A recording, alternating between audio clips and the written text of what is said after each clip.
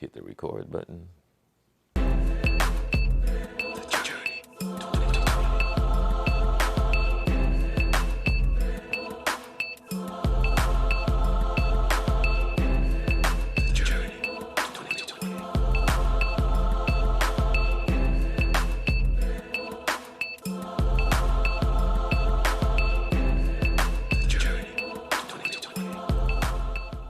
Welcome to the Journey 2020, where we come to you every Monday at 7 p.m. Happy to be here with you. And you know, the Journey 2020, we've been around since 2013 and happy to be here.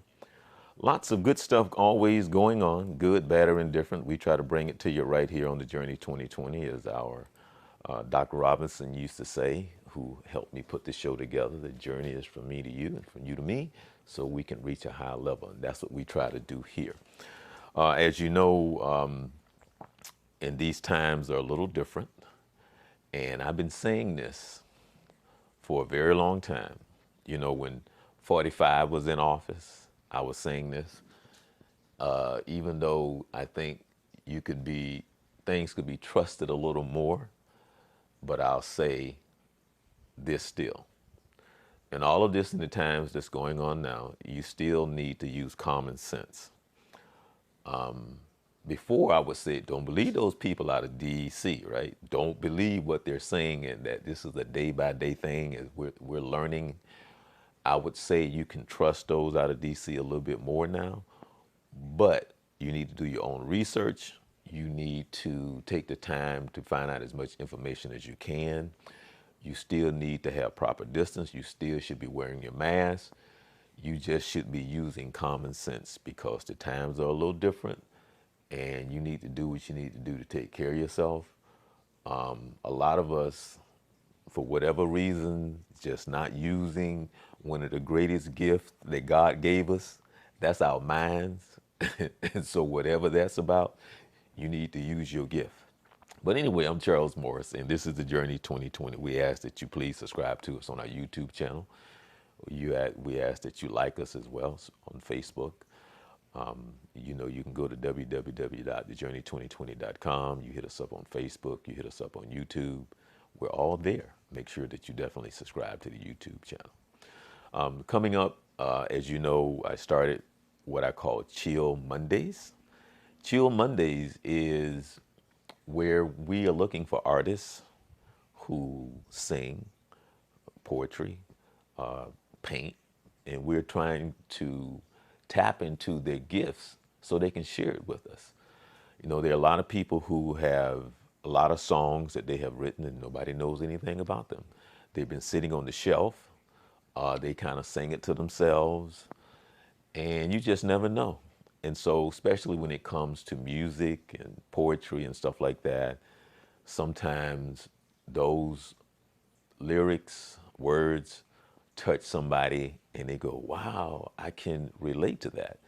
And a lot of times we're very selfish, which means we go, nobody want to hear my music. Nobody want to hear what I have to say.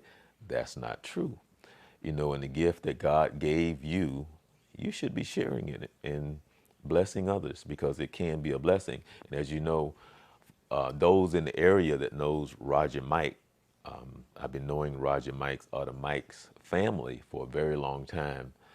And Roger Mike, if you ever saw him play, if you ever see him play the piano, man, he makes that thing just something magical about the gift that God gave him. And I said, you know, Roger, you gave me an idea. I want to come up with something on the Journey 2020 called Chill Mondays. And Malika Harris was our first guest. And Malika, which used to be here, used to sing in The Lion King, has all these great songs. And if you watch the show, she shared, I think, about maybe 5 songs. And she did this great tribute to Phyllis Hyman. I mean, it was just off the chain. And so if you haven't had a chance to see the concert that she did in a tribute to Phyllis Hyman, go to YouTube and just type in Malika Harris or Phyllis Hyman, and it'll probably come up. Or you can go to, or you can archive the show and you get all that information. So it's all right here on the Journey 2020. So here on the Journey 2020, I love it when we have people that I think that are interesting, people that bring something to the table. And I got a phone call, and and it's funny because over the years, especially when I was at Orange TV, you find out that people like you have fans, and you don't like for somebody like me, that's kind of weird. And so there wasn't a week that went by that when I had my TV show, there was several of them, not one week that would go by and somebody would stop me. They would see me out at the gas station, at Walmart, or just out, and they'll go, "Oh, I love what you do with the kids." Because anybody that knows me knows the majority of the things that I do, 99% of the things are having to do with kids through my youth summit that I've been doing for over 20 years. And all of my shows that I produced and came up with was for the community and the kids. And so Miss Gordon was one of my biggest fans, and she was formerly a school board member, and she would always just compliment me in ways in which I would be like, "Oh, so you're watching," and so you just never know. And so, with that being said, on this show today, I got a call from one of my surprisingly fans and say, "Hey, you know what? I have somebody that I want you to interview." So I'm just really meeting her for the first time. And so I'm happy to have on the show Miss Rose. How are you doing on this Monday? How are you doing? I'm doing wonderful in yourself. Oh, any day above ground is a great day for me. So, I got a call from Roger, and he was telling me that you're running for office. And now I'm going to give you a little history. I've been talking for a while, but I'm going to give you a little history. With the position that I was in, I learned a lot about. I used to work for the county, so I learned a lot about how the county, how government works to some degree. It was eye opening, but that's just part of learning how it works. And so the position that I was in, I got a chance to work with the city and the county, the city commissioners and the county commissioners. So I work with all of the county commissioners because I work for Orange TV, and I originally was there to start the broadcast of Orange TV. And it was something new for the county commissioners. At first, let me tell you, at first they were like, I don't know if we want to do this Orange TV thing and for us the meetings to be on TV. And to make a long story short, once we started airing the county commissioners and started featuring them, they realized how popular they started to become. They were like, "Oh, we love this thing," because they would be out at the shopping centers and out because they were like, at first they were hating it, and then all of a sudden they was like, "Oh, this is like the best thing since sliced bread." So, in the position that I was in, I got a chance to work very closely with Commissioner Lynham, Ernest Page. I worked years with Ings and so on and so forth, and that's with the city. And Ernest Page was a big contributor to a lot of my community summits, in addition to Ings and also Daisy Lanham. So I got a chance to work with them very closely for a long time, for many, many years. Ings, Ernest Page, and Daisy Lanham. And so getting to know the community and over the years also with what's been going on, because I actually did a show with Ernest Page, and I'm going to show this because I'm going into my archives, and I'm going to kind of skip over things, and I'm going to get back to what I originally want to ask you. But this is what I learned, and this is going back, and I'm going to show this probably like in October sometime. But this is an old show, and he talked about the challenges that he had in his district. And when he talked about the numbers of the people that was in the district, then he talked about the people that would come out to vote. And it just blew my mind for whatever reason. I was just naive, whatever that is. And the numbers was just like he said, Charles, the people that come out and vote was like 2,000. And I'm like, huh? And when he gave the numbers of the people that's in his district and then the numbers that would come out and vote, it was hard to, at that time, even to this day, try to process that. I don't know as a politician, is that a good thing in a sense? Well, I guess if you the Republican, it's like they love low numbers, but the high numbers they be like, nah, the less people vote, I think they're thinking that would empower us. So whatever that is, that's apparent what's going on right now. But let's start with you. I skipped around a whole bunch of things here. So let's start with Miss Rose. Tell us about you and where you're from, and so we can learn a little bit. So I can learn a little bit about you. Seeing that you just see. I see. Roger didn't tell me you was cute, but that's okay. Go ahead. Thank you. I'm Shaniqua Shan Rose, originally born in Brooklyn, New York. I relocated to Central Florida about 20 years ago. We moved into the Osceola County. I used to go to Poinciana High School. Graduated as a junior, went off to Valencia College. Then I proceeded to get my bachelor's degree at Polk State College and recently finished my master's degree in American Public University. Oh, you're. I'm. I'm sorry. You said you had your master's in what? Public administration from American Public University. Oh, okay. So there's a saying that I always ask. I said, "So what you want to be when you grow up?" So, um, I want to be first black governor of Florida, if you ask me. Yeah, Um, I love but asking that question. So,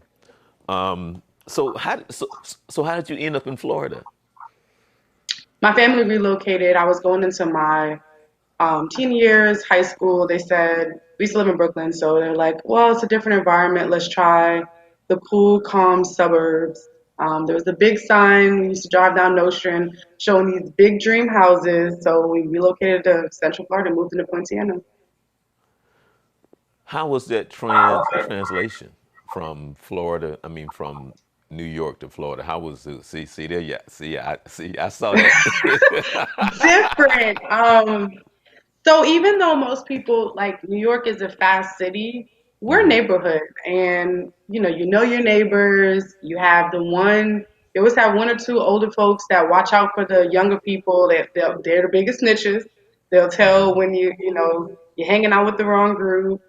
And so moving here was kind of different because specifically in Poinciana, it's the middle of it's country. It was Wild Wild West 20 years ago, so it was a bunch of trees, um, and it wasn't as much mobility. There weren't many options, and you didn't really get to know your neighbors. So you kind of went to school, you found your little clique, and you stayed in cliques. And it was like, I'm not used to this. I'm used to us everybody sit and have a good time and know each other. So for me, I want to say it's like really infrastructure. Being able in New York, I went to school. I rode the public transportation. I was 10 years old, 11 years old, getting on public transportation, going from one part of the borough to the other. And here in Central Florida, it's like, okay, so I got to walk a mile to get to public transportation. And then once I get to my destination, I probably got to walk a little bit more. Okay, Right. I'm not used to this. I'm a city girl in a little country world. Okay, let's see what it brings. And so it's just been a transition and, waiting for it to become a large city. Yeah. Now it's funny because you had me laughing because people who never experienced New York, and for somebody like you just to get on the train and go. You just get on the train and go. You just Yes. go. You know, and so I was telling you about how I spent so much time up in New York, but I went to school in Boston, so it's the same. I mean, lots of people. You get on the train, and I was going to school in Boston because I was up there on a basketball scholarship. So the guys on the basketball team thought that I was weird, because me coming from the South, and I used to tell them, I said, "What you doing?" I said, "Well, my favorite time is to ride the train during the rush hour." And they looking at me like, who want to ride this train during the rush hour? And I said, well, I enjoy riding because it's woof, and the doors open, woof, and everybody's like Mhm. crowded. But I said, I love riding the train during the rush hour because you get to see all these cute girls. And they go, oh, okay. I love it. So I would just ride the train back and forth. Just get on, ride it, then get off, then ride back. And they just thought I was weird with that. But I say all of that because you're just so used to the transportation, and then you come here where you have to have a car.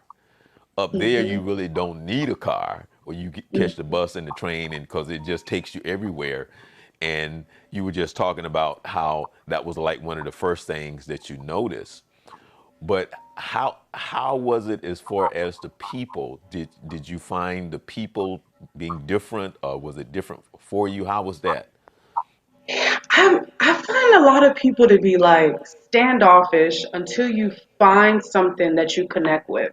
And it's like we all live in the same community, so we connect in a lot of different avenues. But I find that the people are like, if I don't have something in common with you, I don't have anything to talk to you about. And Mm. it's like, well, that's not what a neighborhood is supposed to be. So I'm still adjusting 20 years later. I mean, I live right here in Paramore, and sometimes it's like, okay, hi, we're neighbors. How you doing? I live right around the corner, and I tell people, they're like, okay, and what's your point? And like, why are you here? Until you start talking like something that interests them. Maybe it's a sidewalk. Well, you don't have a sidewalk here. Yeah, I've been out, and then that's when you start getting the wheels turning. So it's kind of like you have to you on your journey wherever you are, it's figuring out, you really have to like study people. You have to study like, what are you wearing, what's in your front yard, so you can spark a conversation to have a conversation. So it's just a little bit weird. I'm gonna tell you that it's different now because the generation that I grew up in, you would have, because you have this stigma about being up north, and especially New York City, and how people are. And what people don't know is that people in New York City, despite what the rumors are, despite what you hear, despite people are friendly. People, if you stop and ask them for directions, they give you directions. But they so focused because you got to get to where you're going. Because if you don't, you're gonna be left behind, and people don't know it because Hmm. everything's is like there's a crowd everywhere. So you got to go. You got to go. But in the generation that I grew up in, it started to change, but we people were friendly. People spoke. People said hi. People went out of their way to address you. And but now, as we as I work with kids and over the years, and they're used to hearing back when we were, back during my time, but it's so true that now the neighbors don't know each other. People often, where it used to be, hey, how you doing, good evening, good morning, da da da, it has transitioned to, I don't know what it is now. I can't even I can't even define what this is that we're living in now. But the South and where I grew up, it was very common to say good mornings, to say hello. You knew your neighbors. Everybody spoke to each other. It was without even hesitation. But where we are now, even though it's still, I find, still people still say hello and hi more so than they do up north. As a matter of fact, I was so used to saying hello that when I said hello to people up north, they look at me like, I don't know, because they would look at you like you suspect, like, Who do sent they you? need to come take him away? Is he on drugs?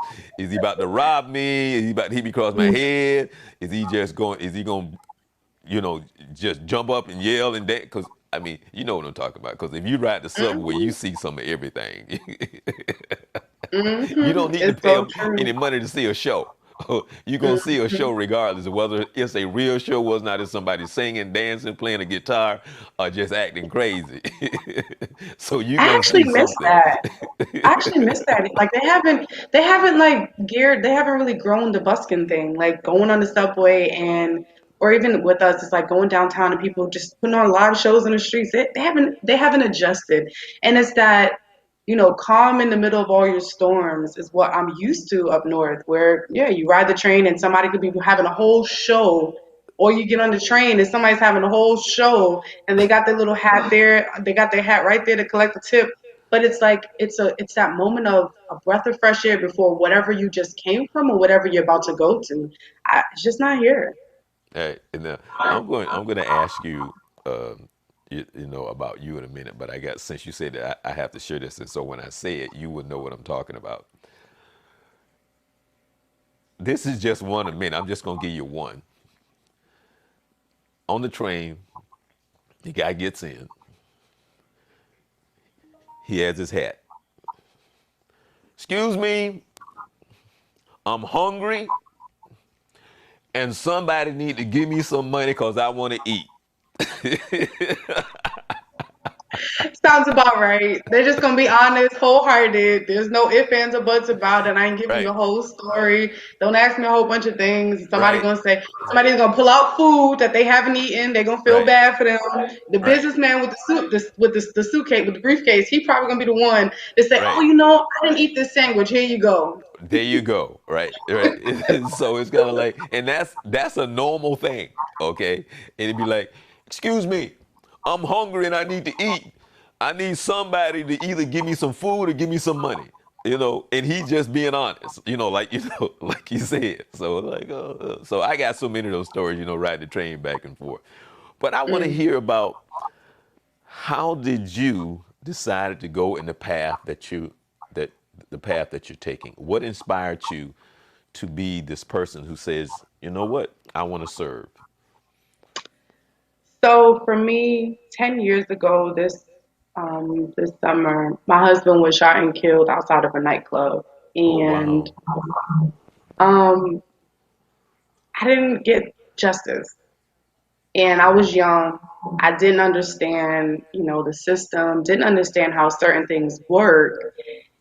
And I live in a black neighborhood now, and I see where the shootings happen, and we have unsolved murders all the time, where crime happens and we never get results. So I'm like, still at this 10 years later, it's like now I'm an adult. I've learned the game. I've gotten a degree. I've kind of understood government. I used to be a government. I used to be a city employee. So I understand the game a little bit more. And it's like it's the children now for me. The children are killing each other. And it's just a little bit of love that they need. So for me, I started a nonprofit organization several years ago, and I started mentoring the youth, giving them a little bit of unity, a little bit of pride in their neighborhoods. And it started with picking up litter in right here in Paramore because we have a huge problem. We have a lot of people coming and going for the events, the Amway Center, the soccer stadium, the Camping World, and they just throw paper on the floor. We don't have a lot of trash cans. So I said, well, let's start a little bit of pride where we live. Let me gather some of the youth and let's go out and clean. While we would be picking up trash, after you're done with your segment, you say, okay, come out with me from 8 to 10, and then, you guys go about your way. Or it'd be times where they'd be like, well, Miss Shaniqua, where are you going now? And I'm like, I'm getting ready. I got a basketball game to go to later. We've never been to a basketball game. I'm like, how? The Amway Center's right here in town. And you'd get we've never been to the Camping World Stadium. It's like, wait, these things are right here in your community. So for me, it was really exposing the youth to better, to more, to what's out there. And I do have success stories. I mean, I had one of my mentees when I first started with her, she was fighting all of the time, Charles. When I say all the time, I mean, I would get videos, I'd get text messages, I'd get phone calls of her fighting. And I'm like, okay, how do we figure out turning it around? And, you sit down and you have candid conversations. What do you want to be when you grow up?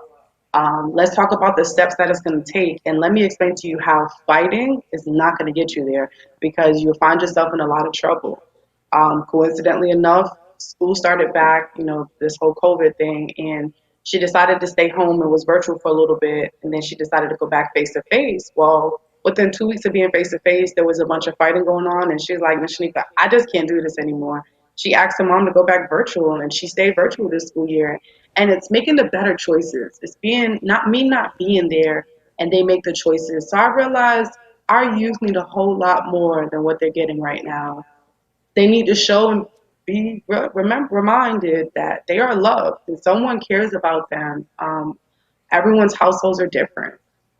Some parents have to work two, three, four jobs to be able to balance. They work long days, long hours, and sometimes I even find myself as a mother. I have a 6-year-old like saving the world, but it's like, wait, about what about my child? And so imagine me being a community oriented. Imagine the regular parent, mom, dad, both, who don't realize, okay, I might be putting a roof over your head, I might be giving you food to eat, but am I giving you that quality time to be able to remind you what your future looks like, and let's walk on that path together. Okay. Now, one of the things that we haven't said, and that is that you're running for commissioner. Is it District 5 or 6? Five, 5. District 5. District. I always get them mixed up. I, I just for whatever reason, all these years, I still get them mixed up. So it's District 5, Mm-hmm. which was Daisy Lynham. Right. Okay, okay, right, okay. Because, like I said, I worked very closely with Daisy Lynham for years and years and years. What is it that inspired you to say, you know what, I want to run for commissioner for District 5? How did that come about?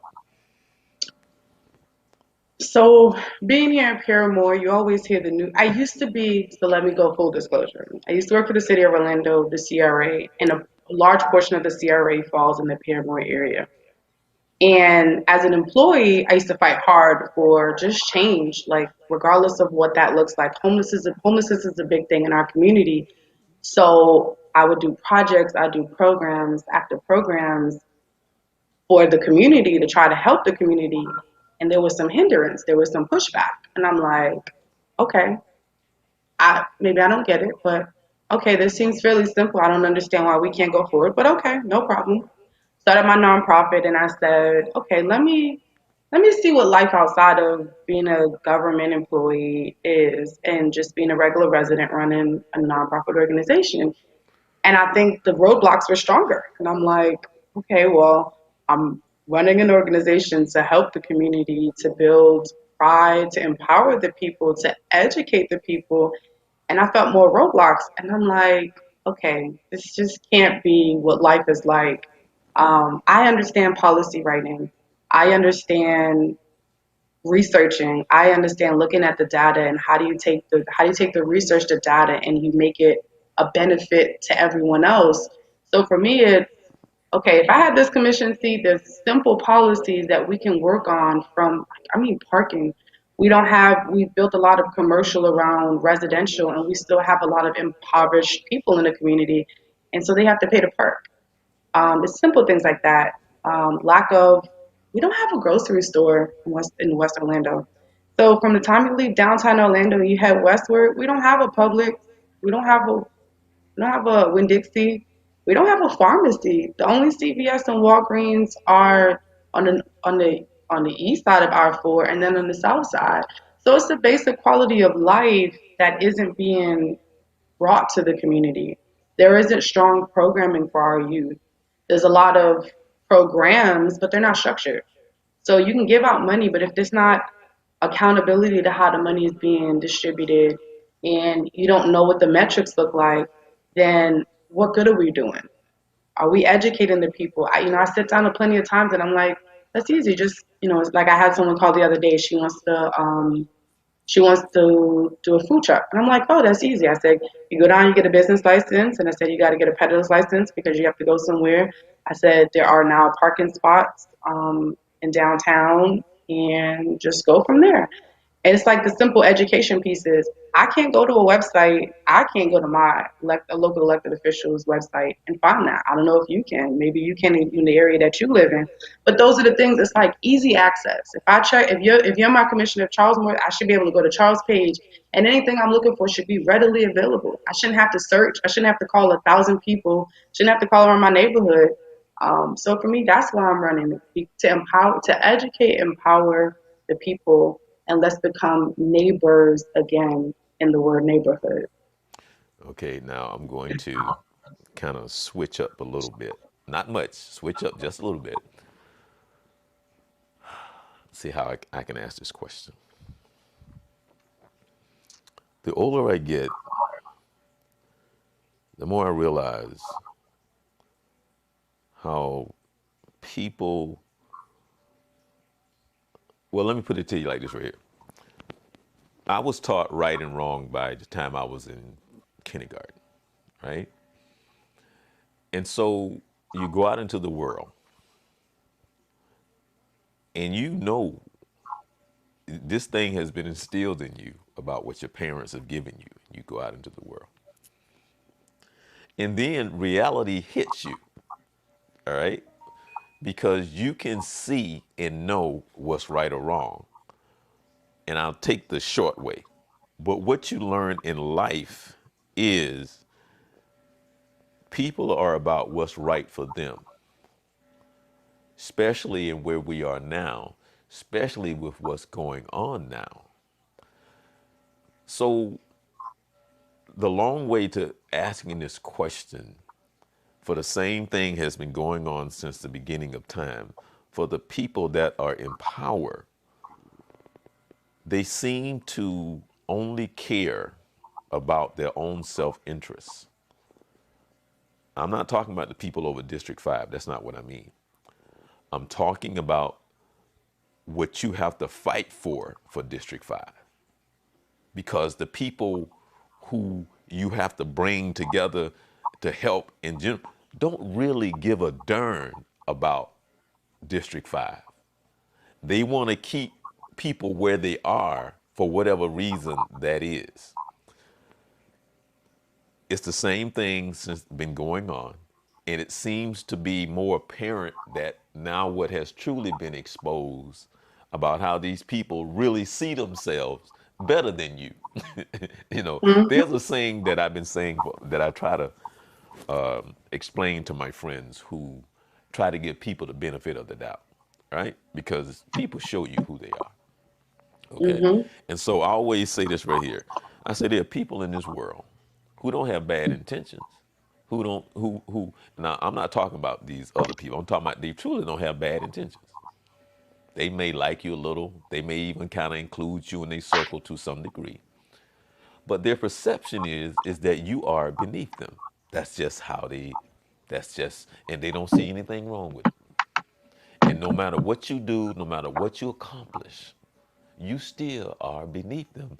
And they thinking their minds, I'm a good person, but you will always be beneath me because of the color of your skin. Whatever that spirit is, they can embrace you to a certain degree. They don't want to see this happen to you, but you are beneath them. We're not talking about these other people now. We're just talking about people who's in your circle and you consider them a friend, and people try to defend them, and you don't understand, why when you have a problem, they looking at you like this right here, like what's the problem? You don't understand? No, I don't understand. What? You, you, you got a house, you got a car, you, you, you got food on the table. What's your problem? That's it. So I say that to say,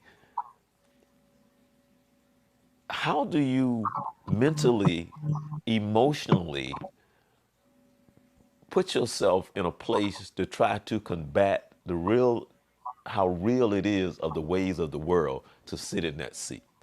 How and I don't mean to put you on the spot in that sense, but I'm asking this fight that you have to fight, man. This is I couldn't be a politician. The reason why I can't be a politician is because I'm too honest. I don't know how to play that game that you have to play. Do you know Bruce Anton? Bruce Anton. Yeah. Mm-hmm. Okay. Bruce and I have been friends when I was in college, and I had him on the show, and I know Bruce very well. I know Bruce personally, and so I asked him. He was sitting right in front of me where I am now. Because he came on. He was sitting right here in where I'm at, and I said, Bruce, how do you do this? He said, Charles, you just have to know how to play the game. He said, because it's a game.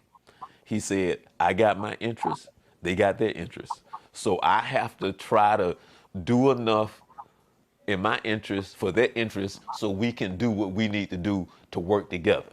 So I know what I want to do. They may not like what I want to do, but they'll give me just enough to play the game. That's the way it works. But the problem that I have is that the people don't understand the power that they have in the sense of you elect me, I work for you. Why don't you hold me accountable? That's the problem that I have. And the people don't hold these people accountable for the position they put them in. They vote for them, for those that vote, but they won't hold them accountable. And not all. I mean, you know what I mean. You know what I'm trying to say, right? Mm-hmm. Okay.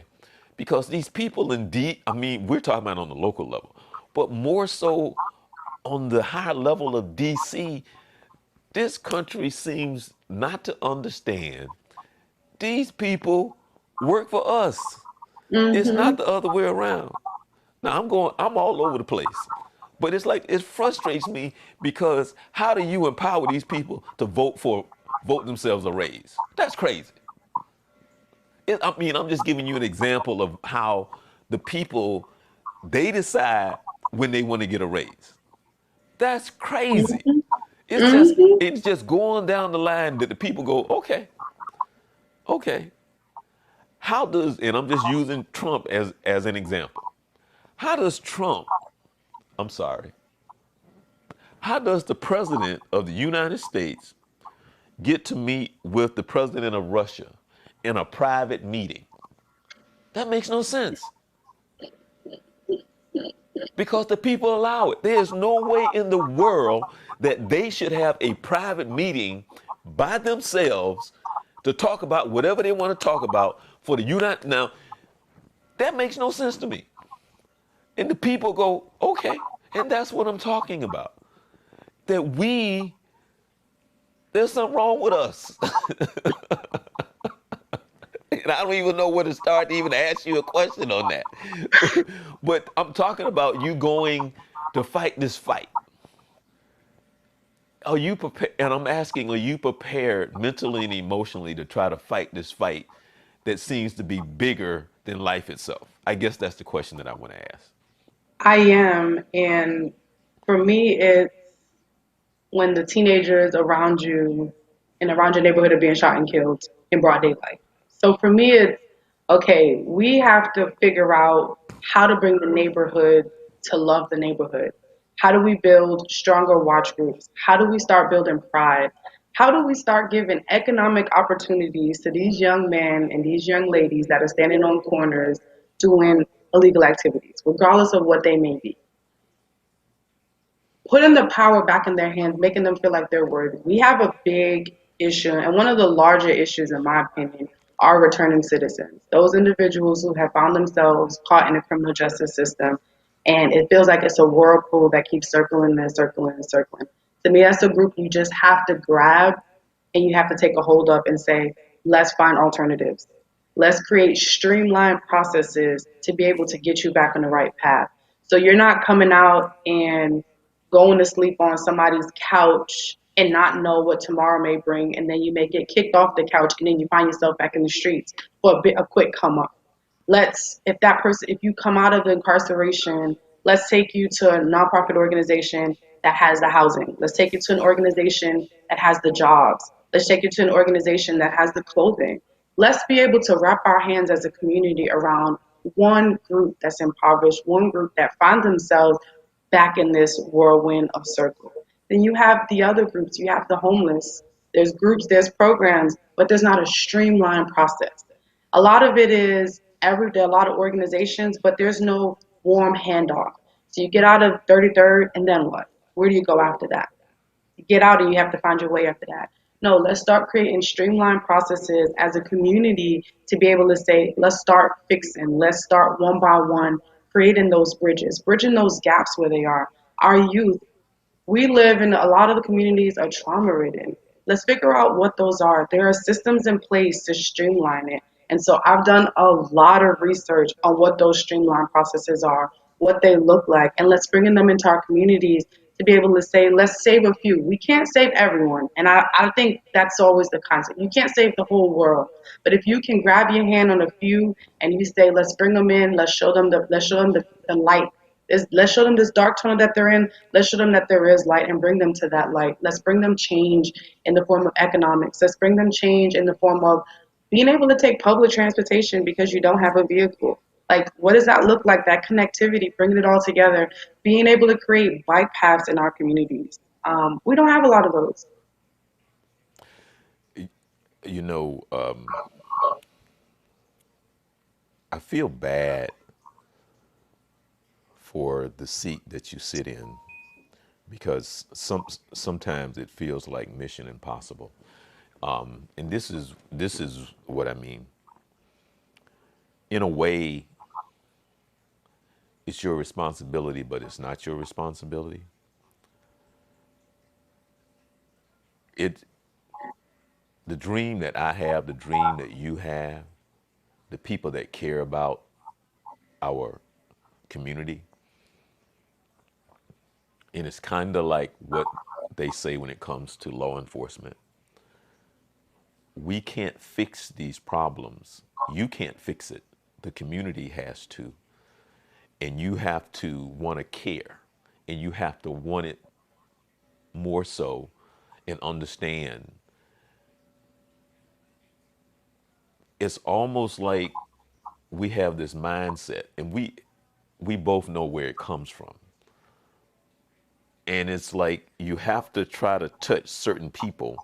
Like you said, you can't save everybody. But as I look to you,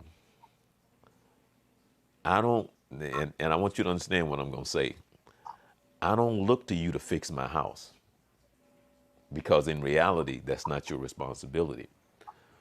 But if I'm so broken inside and not understand the gift, my purpose, why God woke me up this morning and who I am, and I believe what's, I'll say, the trash that's been put in my head, and I can't see no further than what I think a dollar is, and my value system is in that $1, to try to come in and fix my brokenness, I feel bad for you, sweet. And I don't mean it the way that it sounds, because there are good people out there. But there's so much brokenness, just so much brokenness Hmm. that's been handed down. And it's like you take a chip and you try to fix it. You take a chip, you try to fix it, you take a chip. But we have to believe. And we need people like you. We need people that care. But to try to fix something in my house,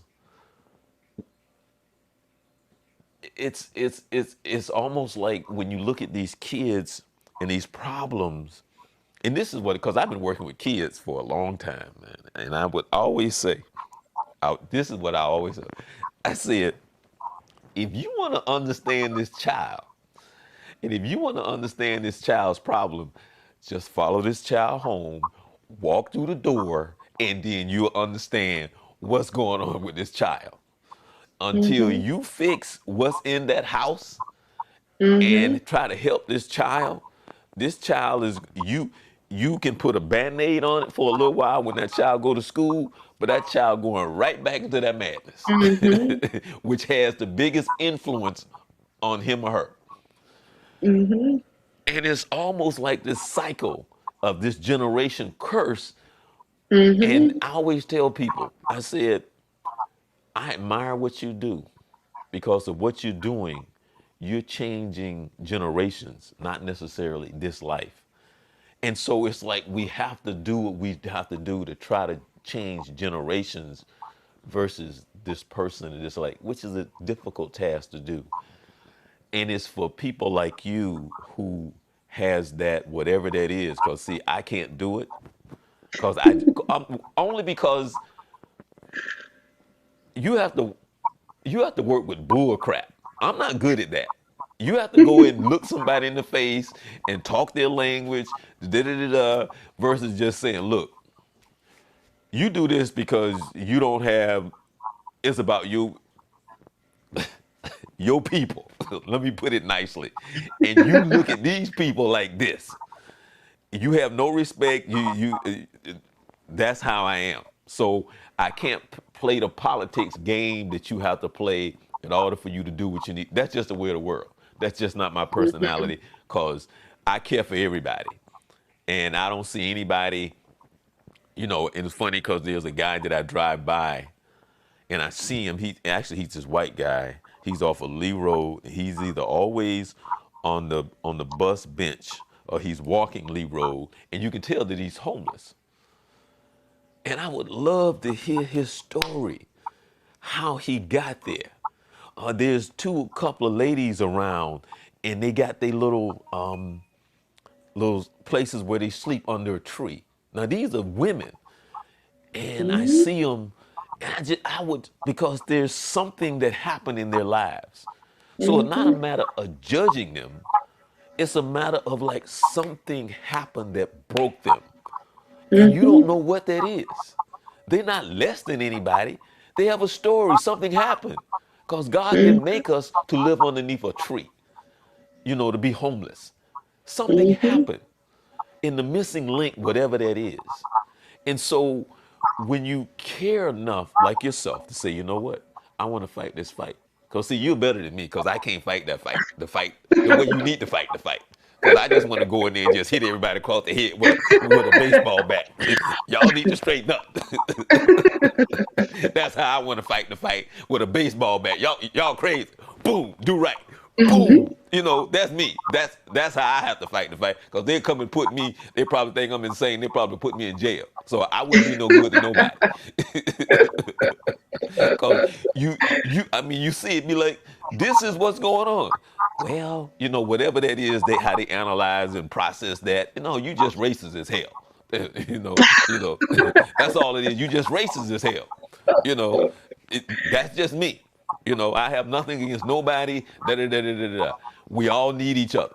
Okay, so God didn't give me that. it's, I question him it's, sometimes, but he gave it to me, and he's instilled it in me. And every moment I think, okay, I'm gotta give up on this, or I might say to myself, I'm just done. I quit. God will send me, and for me, Charles, it's the phone call of I need food. It's the phone call of our lights are off. It's the phone call of my mentee showing up at my front door. I just need to get away. It's just frustrating. I just don't know where else to go. So for me, it's God saying every time I say I'm done, the God again sends it to me, sends it back to me in a physical form of this is what I need you to do. He'll say, this is the path that I have for you, and this is the path that I want you to continue to walk. And he's like used me in ways unimaginable. I mean, I've lost children, my husband, um, we've all lost something. I was a teen, for me, the youth is more so, I was a homeless teenager. Graduated high school early, thought I was grown, went to go rent a room.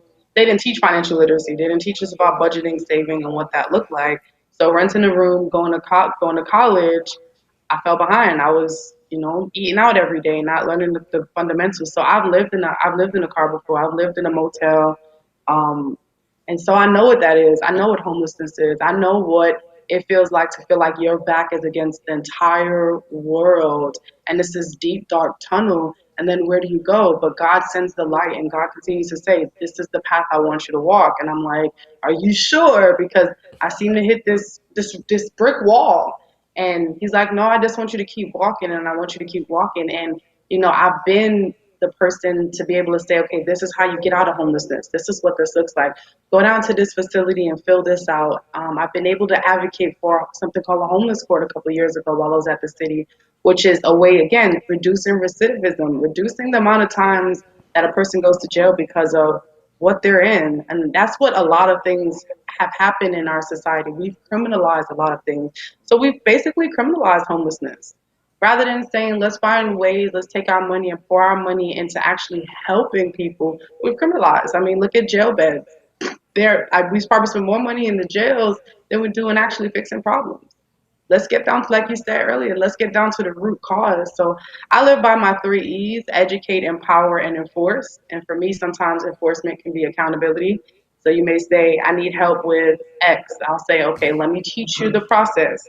Let me show you you can do it on your own, and then let me make sure and let me, enforce it. Hey, did you go? And some of it, like I said, enforce can be help, can be the same as accountability, but it's living by that. Let me educate, let me empower, and then I can enforce. So if I tell you, okay, your sidewalk's broken, I can educate you on the way to get it fixed. I can empower you, hey, do it yourself rather than me doing it, and then I can enforce. So if you use the website and it just doesn't work, and no one comes to fix your sidewalk, then I can say, okay, now let's go to the other side and hold the agency accountable for whatever that looks like. You know, it sounds like you need to write a book. It's coming one day. Right now it's fixing the world. Now, Starting with District 5. let, let me. We're going to go back to District 5 in a minute, but let me ask you this right here, because the stories like that that you have to tell.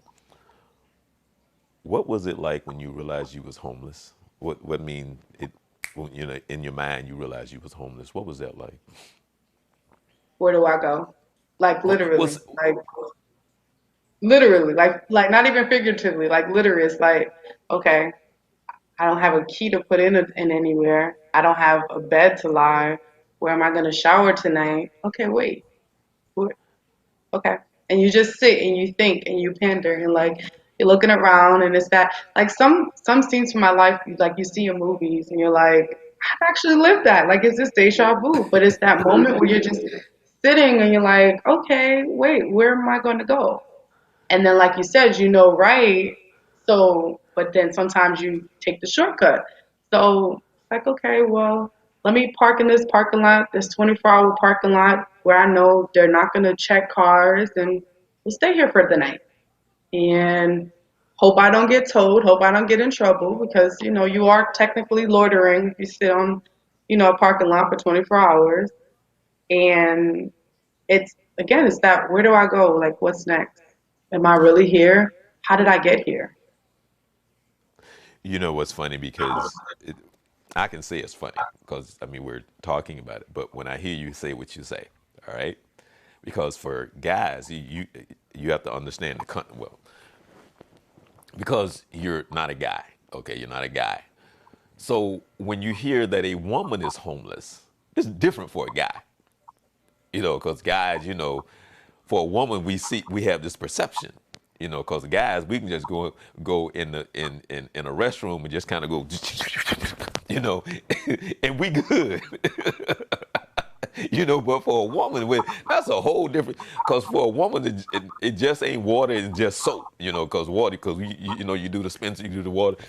Guys are good, but to imagine a woman, that's a whole different room to walk into when it comes to a woman. So it's kind of like, wow. So how does a woman handle that? So that's I'm trying to sit here and process that whole thing. It's like, wow, because it'd be like, did you still have your purse? It's a it was a journey, it was a transition. But again, like what was that? 15 years ago? It's still happening. Like there are still Oh women yeah, and now yeah, there oh are women yeah. and children in cars. And so for me, like those are my heartburns. Those are, hey, and when I get the phone call, hey, I need you to help me. I'm like, help you with what? There's a lady sleeping in her car with her kids. And I'm like, there's a what? And a what? And a who? No way. Let me call some shelters because you build those rapports, you build those relationships, and I can honestly say I've built those through the years. I don't know that, and I hope I don't burn any. I hope I haven't burned any bridges, but I've built relationships. I think one of the biggest things we miss as people is appreciation, and just the simple fact, like I appreciate what a lot of these people do, from law enforcement to a homeless shelter worker. But I built those reports, so when I get those phone calls now, it's just like, okay, does she really want to get out this situation? And it's sad that we've come to that. But that has to be the first question that you ask. Do you really want help? Right, And no matter exactly. what your circumstances, because you have people that are okay with their circumstance, no matter what it is, whether it's addiction, homelessness, whatever it might be. So the first question asked is always, does she really want help? Does he really want help? Are you sure? Because I'm going to educate you, I'm going to empower you, and then afterwards, I'm going to kind of push you into that direction, and then it's up to you at that point. I'm going to say three things here. What you just said is so powerful because over the years with what I do, and I've been part of different organizations, and still, and sometimes, actually a lot of times, I just sit back and I'm quiet because I'm in these meetings. And one of the organizations that I've been a part of for so many years to this very day, they still have monthly meetings, and that they deal with alcohol and drug use. And they have all these things that they talk about, and they go in depth in this. And I sit back and I'm like this right here. And I've learned to be quiet because they don't see what I see. Because I said this a long time ago. I said, for all those that you're trying to help, it's not going to do you any good until they want help. But Hmm. that's not how they approach it. Hmm. So you can sit here and talk about what you want to talk about, and whatever that is that drew them there, oh, okay, fine. But until that person decides, I want change, to me, I don't say that you wasting your time. Hmm. It's not until they decide, I've had enough of this, is when you will see a change. Now, on to number uh, two and three. In the seat that if you were sitting in the seat, how would you deal with law enforcement and the mental health issues that is in District 5? So funny enough, the city started a slow portion of what we had to. So in 2019, I wrote a grant for something called a homeless court, and I did like we spoke. I spoke briefly on this to reduce recidivism, but a portion of it was like a three-part fold. One of the portions is something called a mobile crisis response team, which is individuals that respond to mental health breakdowns as opposed to law enforcement. So they did start rolling that out. I have not checked the effectiveness of it, but that's a big portion of it. We are missing a long term mental health facility in the Central Florida region. Everyone cannot, and I just be honest, everyone cannot be normal, so to speak. Some people are born with certain disabilities, like bipolar schizophrenia. Like that's something that you're born with. Some people can contain it, and others just can't. So when we talk about what can change the mental health illness, the biggest piece is having a long-term mental health facility where an individual spends time, gets wraparound treatments, and you don't make a rapid decision, because some of these organizations, they make a rapid decision. Okay, yeah, this person can be fixed. Here's some medicine. Keep it moving. But you need the full on, how do you cope? How do you learn your triggers? And how do you fix those triggers? Sometimes these short term 90-day treatments is not enough, because you may go 90 days and you may not get a trigger, but you may go a year and within that time you find a trigger. So long term mental health facility for me is a big piece. Um, and the other part of it is stronger encouragement, specifically on the law enforcement side, for them to get mental health treatment. The things that they experience, the things that they see, we can't imagine. Some of them are like you couldn't even write a book on it. You couldn't even like replay it in a movie if you tried to. So it's being able to cope with, for me, for law enforcement, it's being able to cope with the circumstances that they may face and being able to say everyone in that same neighborhood is not going to do the same things. Because that's what happens. It's just like when, you move into a neighborhood and they tell you don't go down so and so alley, and when you go down there, you got to be careful. It's no different with them, and I think we forget to realize that law enforcement are human beings too. So if you say, so and so alley's a little rough, then just as a natural, you're gonna say, okay, let me be careful going down so and so alley as a law enforcement officer. I mean, across this nation, we're watching people are like taking another stance on law enforcement. So we have to remember that they're human beings. When it comes to mental health in my district, specifically, it's mental health treatment, um, and also mental health treatment being normalized. Like it's okay to not be okay and to seek help for the things that you've experienced. I'm a millennial and I tell people millennials are a very broken generation. While a lot of the things that we experience today, the baby boomers and other generations before experience, they didn't get to experience it firsthand. They don't get to open up their phones and watch the World Trade Center happen. We lived during 9/11. We lived during the biggest recession. We lived during high divorce, high suicide rates.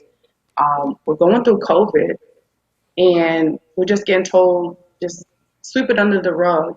No, it's okay not to be okay, but let's get treatment for it. Let's not bottle it up. Let's find out what trigger points are. Let's find out coping skills. So that specifically is for my area, for my district when it comes to mental health. And I believe our law enforcement officers need to be encouraged on that as well. It's okay not to be okay, but let's fix that not being okay. We're running out of time, but I want to ask you, what do you see as some of the biggest challenges for District 5 and how you think you might be able to address some of those challenges? Crime is the biggest issue, but you can't fix crime if you don't change economics.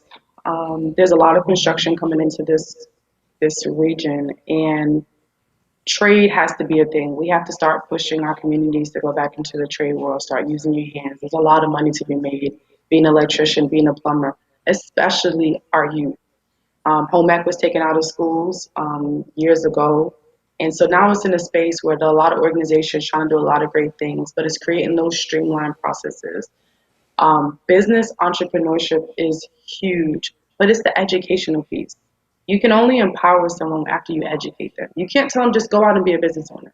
No, you can't just tell them go out and be an entrepreneur. No, let me show you what that looks like. Let me show you finances. Let me show you how to save. Let me show you how to go out here and buy some stocks. Let me teach you the game about building financial wealth. Like wealth is what the key word is. How do we build that? How do we create that? And how do we own our own? And that for me, those are the big things. And then infrastructure. Like you have to be able to get from point A to point B without it being this long drag. Sidewalks. A lot of neighborhoods don't have sidewalks. Bike paths. A lot of our West Orlando doesn't have bike paths.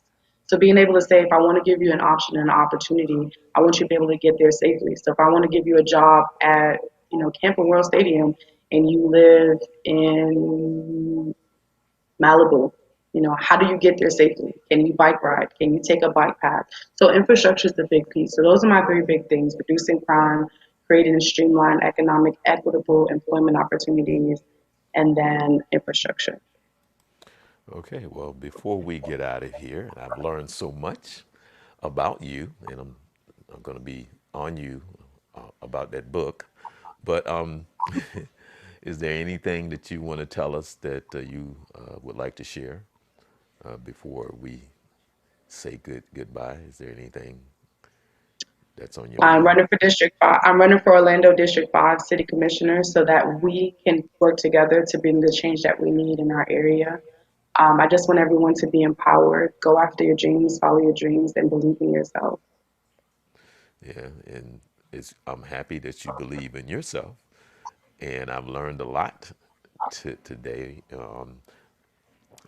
I would like to invite you back on the show because I have other questions not in reference to District 5, but I would like to hear how did you come out of living in the car, and because that's a story that I think people need to hear. I can sit and tell you other stories that I've heard that is very motivational because this is not the show for it, but this is what I meant by it's hard to be a politician because people judge people.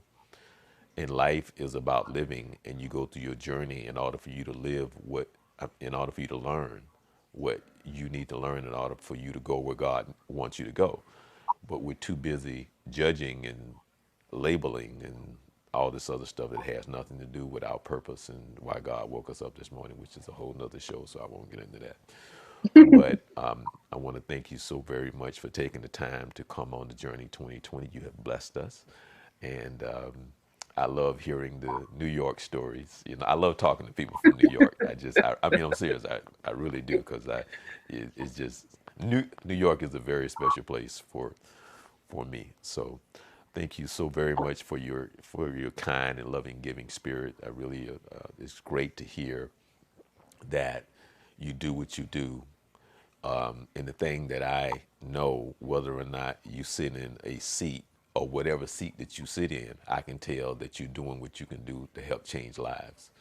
And that's the most important thing, period. And so I appreciate you and your service and your kind spirit. So thank you so very much. I thank you for having me on the show, and I thank you for taking the time to empower me because you empowered me to get back to this book writing. Well, like I said, please come back. I really would like to talk to you some more about you.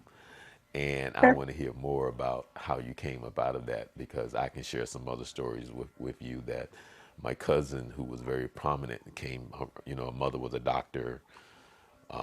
She was a manager of this big company living in Rondo Beach in California, making good money, a manager over like 15 people, making buku, drove a Porsche.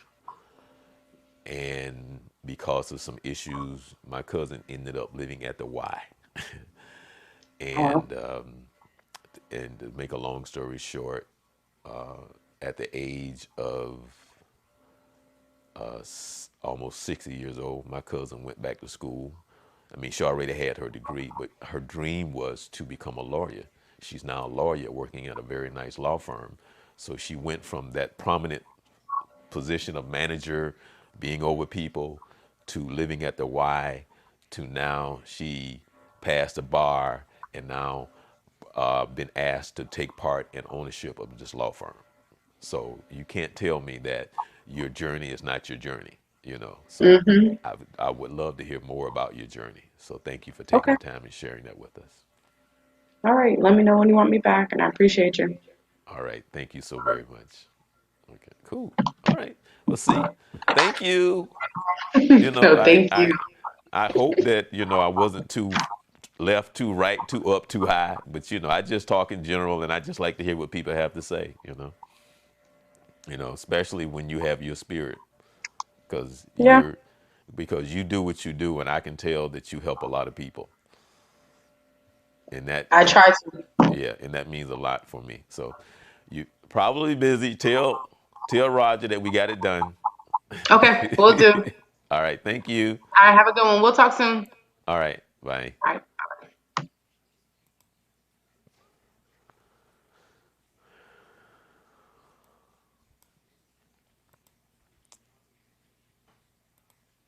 All right, that is Miss Shan Rose.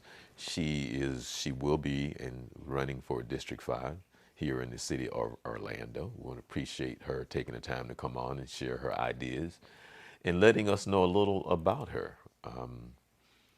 It's always fascinating to hear people's stories and the journeys that we take. We on the outside always think that it's always a smooth sailing, just a smooth ride. You get to where you go without any bumps and bruises. That's not how life works. So, with that being said, the Journey 2020 will be coming to you every Monday at 7 p.m.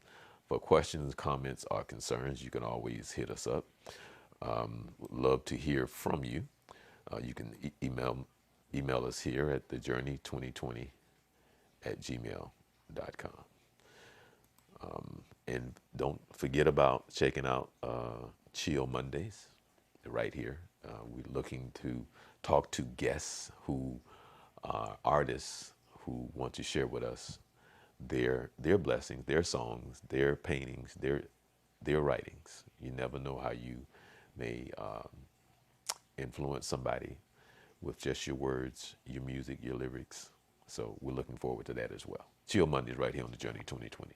So people, enjoy the rest of your week. Remember, be smart, wear your mask, proper distancing, and use the greatest gift that God gave you, and that is your mind. Okay? Everybody enjoy the rest of the week. I'm Charles Morris. And remember, the word comes by hearing, and hearing by the word of the Lord.